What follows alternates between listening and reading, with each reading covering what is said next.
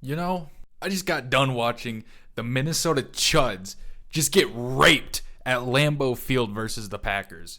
And let me tell you, this is just comical at this point. I have never seen such a dysfunctional offense before in my entire life. And that starts with the elephant in the room. Before I talk about that, let me just say this. The special team, it fucking sucks.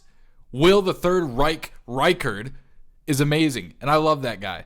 Ryan Wright, he's had some pretty good punts, but other than that, burn them all at the stake because nothing good has ever came from the special teams.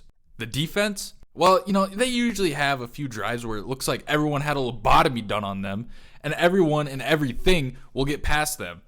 Oh yeah, not to mention, the defense likes to play this game where they see who can fake a tackle the most. I shit you not, I've seen time after time where they go to tackle someone and they just completely miss. Or better yet, they just get dragged along with the runner for another 10 yards until 5 more Vikings players come to help. But other than that, the defense has been pretty solid. And if it wasn't for the solid play, the Vikings would be, I don't know, probably 2-9, maybe 3-8 at best. But in every one of those losses, they would just get fucked by at least 30 points. So now that we got that out of the way, let's talk about it. JJ, fuck it, he down there somewhere, McCarthy. When this man got drafted, I was beyond hyped. I was falling in and out with the Vikings, and seeing them draft a young quarterback in the first round, it made me believe that this cursed franchise would move away from mediocre journeyman quarterback and finally develop something of their own. So when he got injured last year, I was heartbroken. But you know what? That ginger prick gave us the most exciting season I've ever seen. I'm excluding 2025 because those last 2 games were horrendous. But I was pumped to see what JJ could do. Now, I'm not one of these mouth-breathing retards that thought they would go 14-3 again with a rookie quarterback guiding this offense. But I was expecting maybe a 10-7 record, 9-8, and just hopefully sneaking into the wild card spot. But holy shit was I wrong. At this rate, I don't see them winning another game at all. I could even see them losing to the Giants and the Cowboys. I was a fool to even have a 9-8 expectation. This offense has been so terrible. I'm sitting here predicting drives and watching them come true. I'm going off script right here. I was watching the Packers game with my buddy, and McCarthy just threw his first pick, and then I think it was another 3 and out. And I said, wouldn't it be funny if McCarthy, threw another pick? And guess what he fucking does? Guess what he fucking does? He did it. He did it. I manifested it. How is it that the Vikings, for as long as I've been around, have always had some of the best talent in the league, but can never do anything with them? Nothing. It blows my mind. It blows my mind. JJ McCarthy has been, well, I don't know how else to put it. He's been absolutely terrible and depressing to watch. But I'll cut him some slack. I'll cut him some slack just a little bit, because even though the Vikings spent all of their Jew money this offseason on the O-line, it still feels the exact same. JJ would get sacked before he can take a look at his first read. But notice how I said just a little bit of slack. Because there's been some games where he has all the time in the world, probably 3 to 4 seconds. And guess what? It doesn't matter.